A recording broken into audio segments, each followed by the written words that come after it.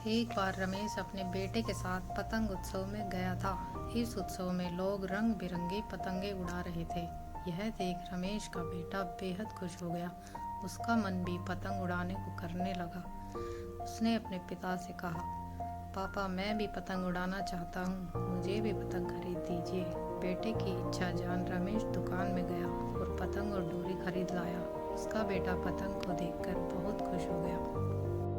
उसका बेटा कुछ देर तक पतंग उड़ाता रहा। उसकी पतंग बहुत ऊंची उड़ रही थी, लेकिन वो इससे खुश नहीं था। वो चाहता था कि उसकी पतंग और ऊंची उड़े। उसने अपने पिता से कहा, पापा ऐसा लग रहा है कि जोर की वजह से पतंग ज़्यादा ऊंची नहीं उड़ पा रही है।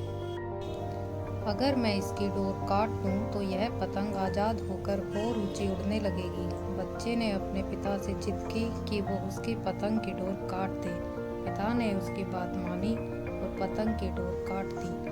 डोर कटते ही पतंग और ऊंची उड़ने लगी।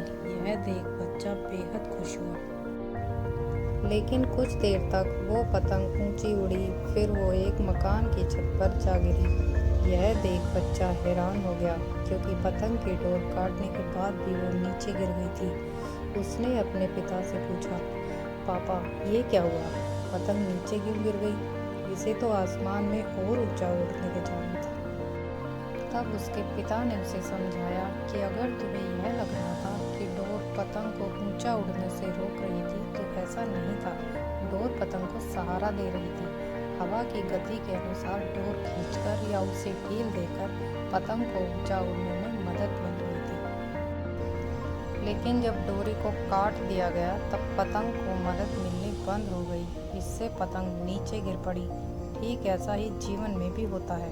जब व्यक्ति जीवन की ऊंचाइयों पर पहुंच जाता है, तब उसे लगता है कि